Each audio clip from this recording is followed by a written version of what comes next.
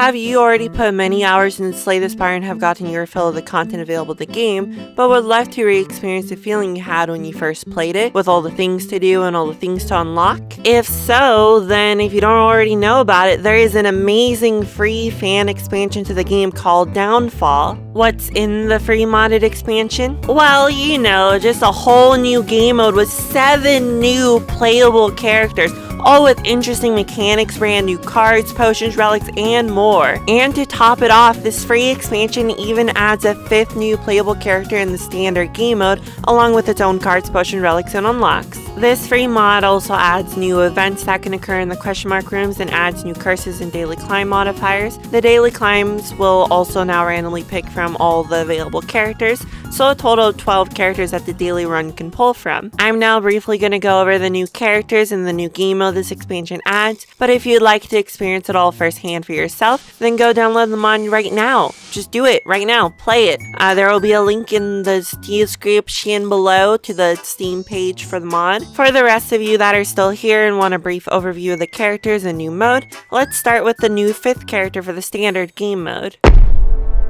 Meet the Hermit, an undead gunslinger haunted by their past. The main mechanic of the Hermit is the Dead On effect, where if you play a card with the Dead On ability from the middle of your hand, it will then trigger whatever is written after the Dead On keyword. So this character essentially utilizes the location of cards in your hands to trigger extra effects. The Hermit also has a few cards that synergize with having some curses. Downfall is the new playable game mode where it quite literally turns the original campaign on its head. Instead of climbing the tower with the goal of slaying it, you will instead play as one of the 7 boss characters descending the tower in order to kill the climbing intruders. Starting from the top of Act 1, you descend downwards while fighting the local creatures.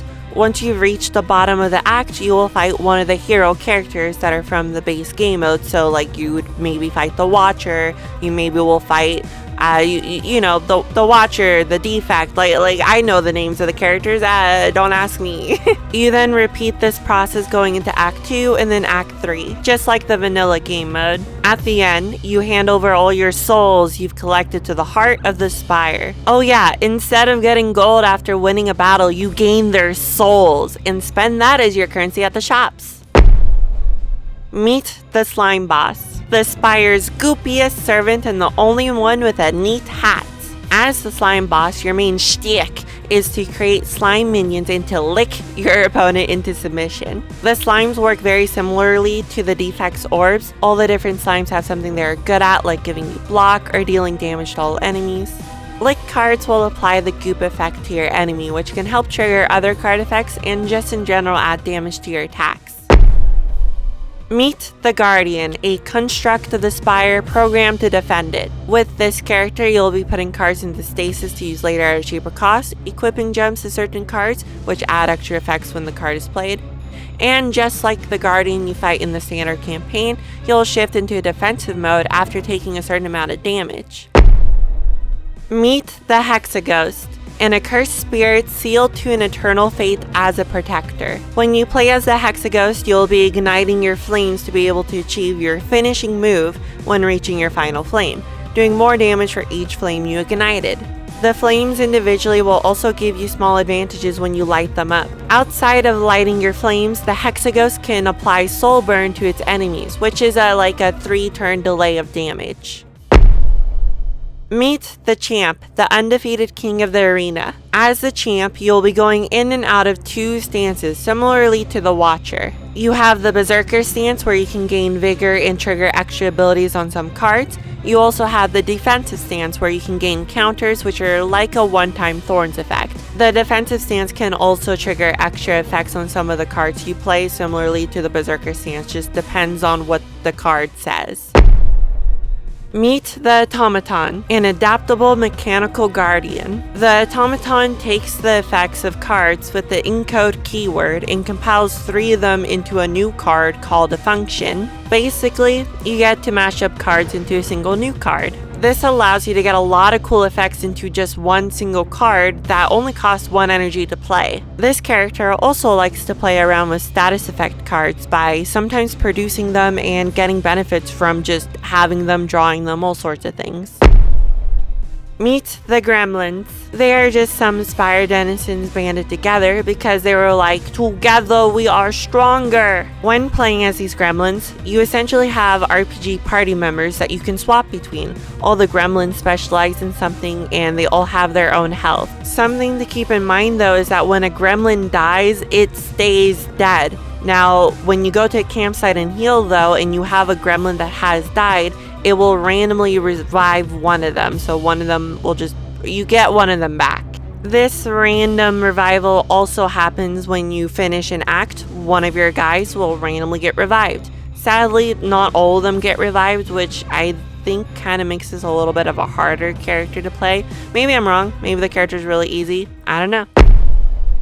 Meet the Snecko, a silly snake that can confuse with just a stare, and is the last character you unlock in the Downfall game mode. Snecko is a really interesting character because it's basically a little bit of everything.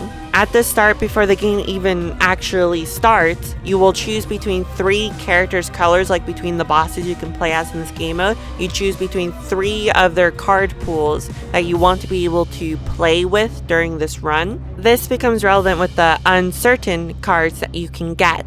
When you draw one of these uncertain cards into your hand, it will become one card from the 3 pools of cards that you picked from. It could be any one of those, meaning you get to mess around with mechanics and abilities from 3 other characters all in one, while still having the unique identity that comes with Snecko, because Snecko still has their own unique cards outside of like this uncertain card thing, which usually entails a lot of randomness and luck. That's kind of the Snecko's other shtick, if you want to call it that. When it comes to the uncertain cards, usually it will actually be an uncertain card of a specific card type. So it might be an uncertain attack card, meaning that from the pool of cards you selected from at the beginning of the game, it can pull an attack card from any of those card pools when you draw that card. So if you want to play with a mishmash of mechanics and to be gambling with your card effects, then this silly little snake might be the character for you. Thank you so much for watching. I highly recommend this free modded expansion for Slay the Spire. Again, the link for the expansion will be in the description. And if you want to be kept up to date for when I upload more videos like this, or just if you like my content in general,